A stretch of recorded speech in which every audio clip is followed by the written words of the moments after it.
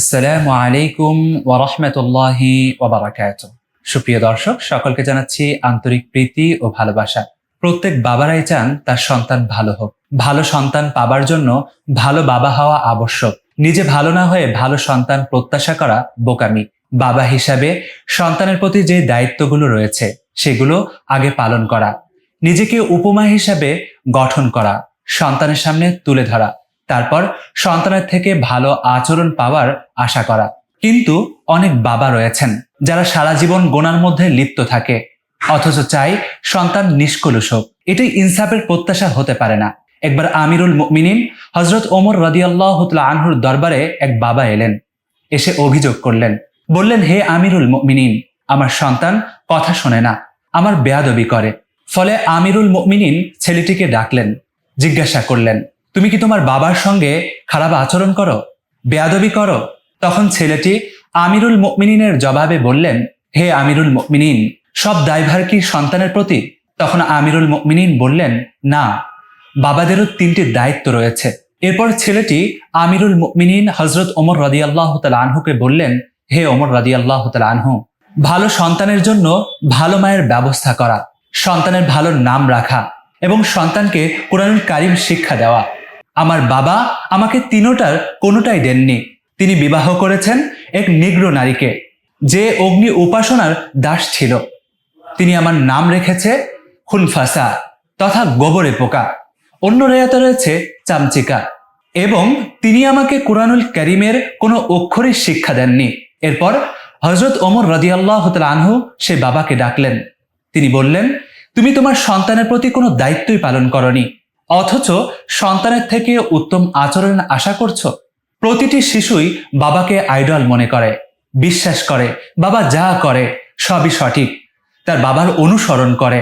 তাই আপনি যদি ভালো কোনো কাজ করেন, 5 ওয়াক্ত নামাজ পড়েন, অন্যকে সাহায্য সহযোগিতা করেন, তাহলে আপনার সন্তান আপনার থেকে শিখবে। আর আপনি যদি কোনো অন্যায় কাজ করেন, অপরাধ করেন, গোনার মধ্যে লিপ্ত থাকেন, মিথ্যা বলেন, তাহলে এটাও আপনার সন্তান আপনার থেকে শিখবে। কোন পরিস্থিতিতে আমরা কি করি, বাচ্চারা তা খুব মনোযোগ দিয়ে অনুসরণ করে।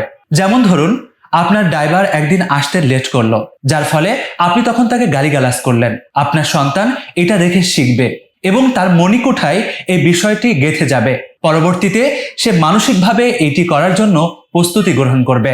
এবং আপনি যদি আপনার কাজের বর সঙ্গে খারাপ ব্যবহার করেন, মারধর করেন, আপনার সন্তান এটাও গ্রহণ করবে। অথবা আপনি বাসায় বসে বলছেন আমি বাসায় নেই, কিন্তু এগুলো আপনার কোমলমতির সন্তানের হৃদয়ে গেঁথে যায়, বিরূপ প্রতিক্রিয়া সৃষ্টি করে। কেননা আপনার সন্তান আপনাকে অনুসরণ করে, আপনার অভ্যাসে সে বেড়ে উঠতে চায়। আপনি ভালো হলে তা আপনার সন্তান ভালো হওয়ার চেষ্টা করে। তাই নিজের সন্তানকে ভালো করার আগে নিজেকে গঠন করুন, নিজে ভালো বাবা হওয়ার চেষ্টা করুন, নিজের বেস্টটুকু নিজের সন্তানকে দিন, তাহলে আপনার সন্তান সঠিকভাবে গড়ে উঠবে। এর পাশাপাশি আপনি আল্লাহ তাআলার কাছে দোয়া করুন, ভালো সন্তানের প্রত্যাশা করুন, কেননা আপনি চাইলেই কখনো ভালো সন্তান পাবেন না, রব যদি না দিয়ে থাকেন। তাই চক্ষু শীতলকারী সন্তান পেতে অবিরত দোয়া করতে থাকুন, যে দোয়া স্বয়ং রব আল্লাহ তাআলা কুরআনুল কারীমে শিখিয়েছেন।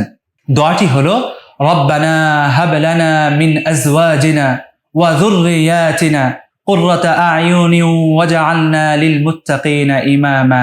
হে আমাদের প্রতিপালক, আপনি আমাদের জন্য এমন স্ত্রী এবং এমন সন্তান দান করুন যারা আমাদের চক্ষু শীতলকারী হবে এবং আমাদেরকে মুত্তাকিদের নেতা বানান।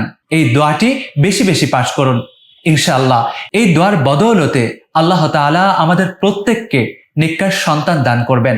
আমরা ভালো সন্তান লাভ করতে পারবো এবং এর পাশাপাশি আমরা যারা আছি প্রত্যেক বাবাই প্রস্তুতি গ্রহণ করব, আমাদের সন্তানকে আমরা বেস্টটুকু দিব।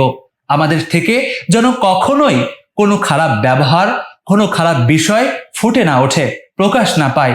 তাহলে আমাদের সন্তান ইনশাআল্লাহ নেককার সন্তান, ভালো সন্তান হিসাবে গণ্য হবে। আল্লাহ তাআলা আমাদের প্রত্যেককে নেককার সন্তান দান করুন। আমিন। আসসালামু আলাইকুম ওয়া রাহমাতুল্লাহি ওয়া বারাকাতুহু।